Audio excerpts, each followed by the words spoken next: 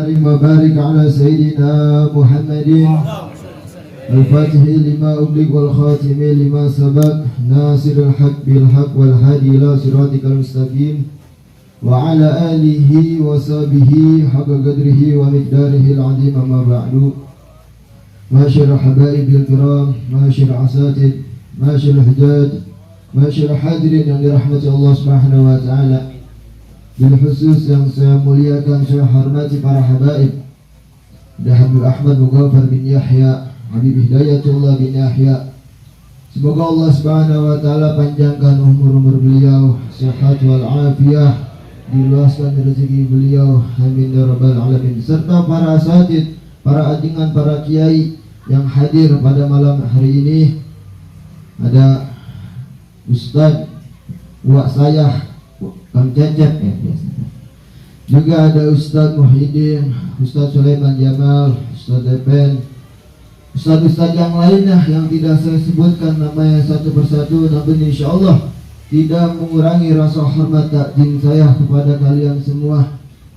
Dan kita minta pada Allah Subhanahu wa taala yang hadir pada malam hari ini, semoga Allah Subhanahu wa taala panjangkan umur kita. Amin. Sehat wal afiyah. Amin. Dalam keadaan taat pada Allah Subhanahu wa taala.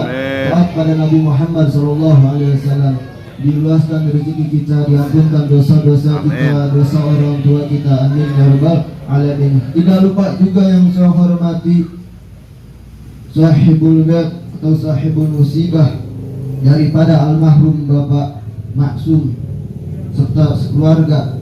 Kita doakan pada malam hari ini, semoga almarhum Bapak Maksum Allah ampunkan dosa-dosanya, Allah ampunkan kesalahannya, Allah angkat derajatnya, serta Allah jadikan kuburannya raudhah min riyadil jannah, taman dari taman-taman surga ya Allah Subhanahu wa taala. Amin ya rabbal alamin. Alhamdulillah, kita bersyukur pada Allah Subhanahu wa taala atas karunia-Nya, atas limpahan rahmat-Nya, atas nikmat-nikmatnya yang Allah berikan kepada kita, nikmat Islam, nikmat ihsan, nikmat Islam, nikmat iman, serta nikmat sehat wal afiat, sehingga Allah Subhanahu wa taala kumpulkan kita pada malam hari ini untuk menghadiri acara 7 harinya daripada almarhum Bapak Maksum. Alhamdulillah. Salam serta salam semoga tetap tercurahkan kepada Nabi yang agung, Nabi yang mulia, Nabi kita Muhammad sallallahu alaihi wasallam, serta para keluarganya, para istri-istri beliau, para keturunannya, serta para pengikutnya ila akhir zaman. Amin ya rabbal alamin. Pada malam hari ini kita hadir ke sini memperingati atau menghadiri acara tahlilan 7 malam ketujuh daripada tahlilan almarhum Bapak Maksum. Dikatakan kematian adalah sebaik-baiknya nasihat. Benar. Kita tahu sebaik-baiknya nasihat bagi kita adalah kematian. Kenapa? Karena suatu saat kita hadir. Sekarang kita hadir di sini, suatu saat nanti kita pasti dihadiri. Sekarang kita masih bernyawa, suatu saat nanti kita juga akan menyusul. Makanya disebut sebagai nasihat untuk diri kita, apakah kita sudah siap. Makanya Imam Syafi'i menasihati kita semua di dalam syairnya.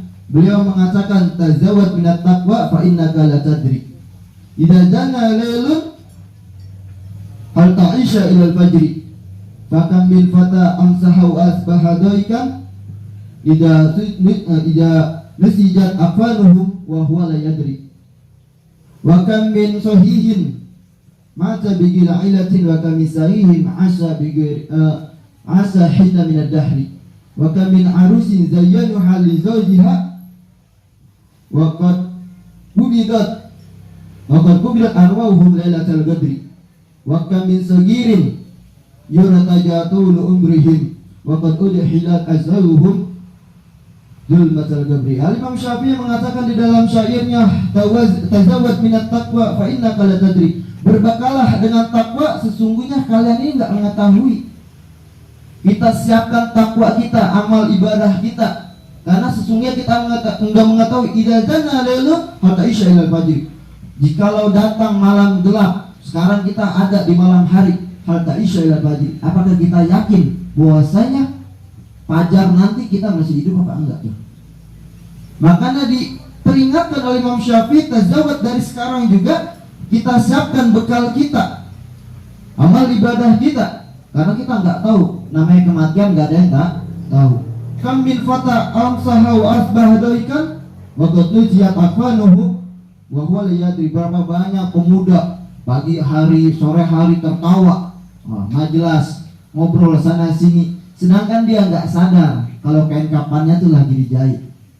Dia nggak tahu kalau kain kapannya dia lagi dijahit. Dia sibuk dengan tertawanya, sibuk dengan masa mudanya, dengan pakaian-pakaian penampilan yang bagus yang lagi ngetren. Sedangkan dia nggak tahu bahwasanya pakaian terakhir dia adalah kain kapan. Waktu minsahin mata bigira'ilatin, berapa banyak orang yang sehat tahu-tahu meninggal aja tanpa mempunyai penyakit. Waktu misakimin Asya hina yudahri, dan berapa banyak orang yang sakit tiduran di ranjang-ranjang, tetapi Allah kasih umur yang panjang. Nah, ini suatu nasihat buat kita nih, bahwasanya kematian itu nggak harus melalui penyakit. Imam Syafi'i mengatakan, wa kam min sahih mata bighairi ilatin. Berapa banyak orang yang sehat yang masih ngobrol sama kita, tahu-tahu besok udah nggak ada. Karena kematian itu nggak mempunyai syarat. Apa iya kematian harus sakit dulu? Enggak. Apa iya kematian itu harus nunggu tua dulu? Enggak. Makanya Al-Habib Ali bin Shalih Al-Atos, beliau mengibaratkan kematian itu seperti pohon pepaya. Biasanya kalau pohon pepaya itu diambil kapan? Kalau udah matang. Tapi kalau masih mentah biasa diambil juga enggak tuh?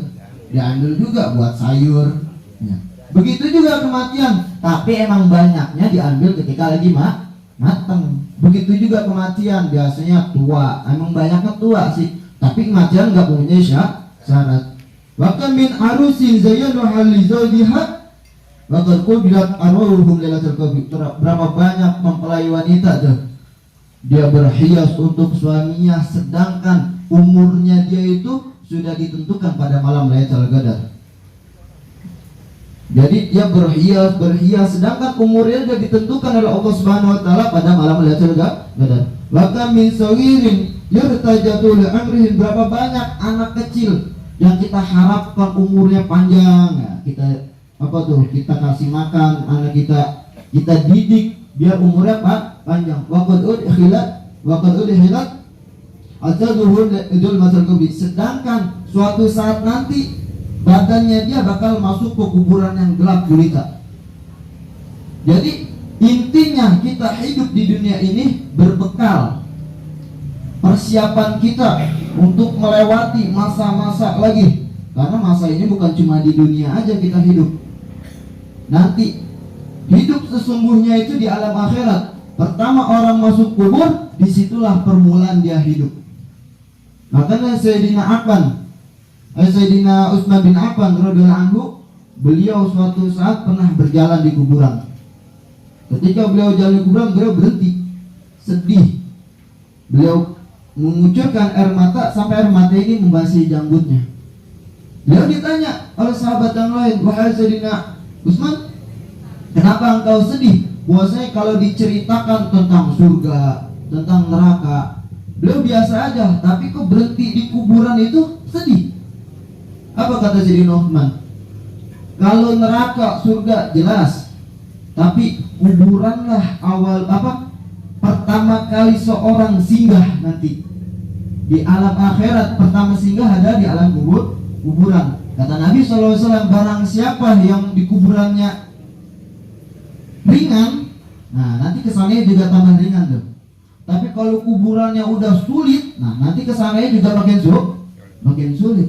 Makanya kita siapkan hadir di sini, kita bukan cuma hadir duduk, tapi menasihati untuk diri kita sendiri. Jadi Abu Bakar mengatakan, "Man dakhala al-qabru bila zadin faka'anna maraqibal bahru bila safinah." Kata Sayyidina Abu Bakar, barang siapa yang masuk ke dalam kuburannya bila zadin, tanpa membawa bekal takwa, dia nggak pernah ibadah kepada Allah Subhanahu wa taala, dia tinggalkan kewajiban-kewajiban yang Allah wajibkan untuknya, Maka anna marqal bahru bila sapina. Maka Sayyidina Abu Bakar menggambarkan bagaikan seorang menyeberangi lautan tanpa menggunakan kapal dan sebagainya. Sulit nggak tuh?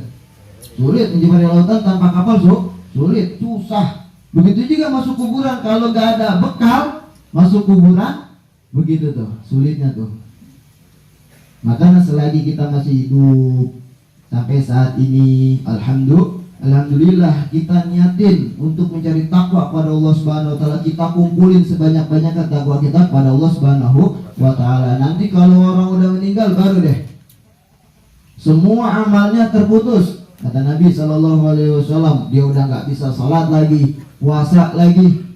Yang disampaikan oleh Nabi SAW, idza mata ibnu Adam inqata amaluh.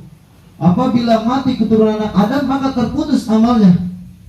Karena udah nggak bisa sholat lagi, nggak bisa puasa lagi, udah terputus. Illa min salas, tapi ada pengecualian. Kecuali 3 kata Nabi SAW. Apa itu? Sedekahun jariyah. Sedekahun jariyah yang pertama sedekah jariyah. Mungkin semasa hidupnya orang ini dermawan, sering menyumbang sana sini. Ada pembangunan masjid, dia sumbang pembangunan masjid. Ada pembangunan pondok pesantren, dia sumbang pembangunan pesantren. Ketika orang itu meninggal, maka amal jariyahnya tetap mengalir tuh ke dalam kuburnya. Ini suatu pelajaran untuk kita. Kalau kita bisa bersedekah, kita sedekahin tuh harta kita. Karena di dalam kitab Fathul Majid dikatakan banyak orang yang ingin dibangkitkan oleh Allah Subhanahu wa taala untuk apa? Untuk bersedekah. Bahkan dia rela semua hartanya itu dia sedekah di jalan Allah Subhanahu wa taala. Yang kedua kata Nabi SAW, ilmin yuntafabih, atau ilmu yang bermanfaat. Dia hadir ke majelis taklim, dia dapatkan ilmu, dia amalkan serta dia ajarkan kepada orang lain. Selagi ilmu itu bermanfaat terus, ketika dia meninggal ilmunya pahala yang ngalir ke orang itu. Karena ilmunya bermanfaat. Karena kalau kita hadir majelis taklim nih, nanti kita kasih tahu teman kita tuh. Buat apa? Harga dia mengamalkan ilmunya bermanfaat. Yang terakhir kata Nabi SAW, awalid soleh yad'ulah, atau anak soleh yang mendoakan orang tuanya. Itulah amalan yang tidak terputus ketika seorang sudah meninggal. Makanya kita didik anak kita benar-benar jadi anak yang soleh yang selalu mendoakan orang tuanya. Terakhir dikisahkan ada salah satu anbiya pernah berjalan di kuburan. Anbiya ini melihat di dalam kuburan ada orang lagi disiksa. Lama kemudian datang lagi lewat situ lagi baik. Pas dilihat kok berubah keadaannya. Yang tadi di alam kubur disiksa, sekarang lagi mendapatkan nikmat kubur. Anbiya tersebut bermunajat pada Allah Subhanahu wa taala. Ya Rabb, bertanya, wahai Allah, ini sebenarnya ada apa? Pertama saya lewat sini, ini orang lagi disiksa oleh Allah Subhanahu wa taala. Sedangkan kok sekarang mendapatkan nikmat kubur. Apa kata Allah Subhanahu wa taala? Suatu ketika dia lagi meninggal, dia dalam keadaan maksiat pada Allah Subhanahu wa taala. Tetapi dia meninggalkan istrinya yang sedang hamil. Ketika istrinya melahirkan, dia kirimkan anaknya tuh diajarin ngaji kepada pesantren gitu. Ketika anak udah bisa baca Bismillahirrahmanirrahim, apa kata Allah? Bagaimana saya bisa menyiksa bapaknya di alam kubur, sedangkan di atas kuburan anaknya membaca Bismillah kepadaku.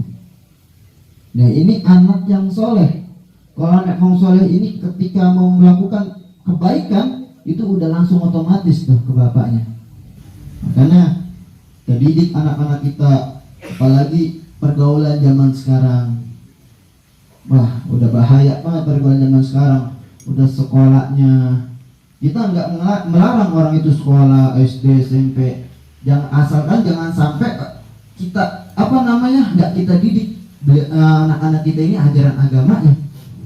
Penting juga untuk siapa? Untuk anak kita sendiri, untuk juga orang tuanya. Dan kita minta pada Allah Subhanahu wa taala pada malam hari ini, kita doakan almarhum Bapak Maksum, semoga Allah angkat derajatnya, Allah ampunkan dosa-dosanya. Amin. Serta saudara orang tua kita yang udah tiada meninggalkan kita, Allah ampunkan dosa-dosanya, Allah angkat derajatnya, Allah jadikan berada min riyal jannah, amin ya rabbal alamin.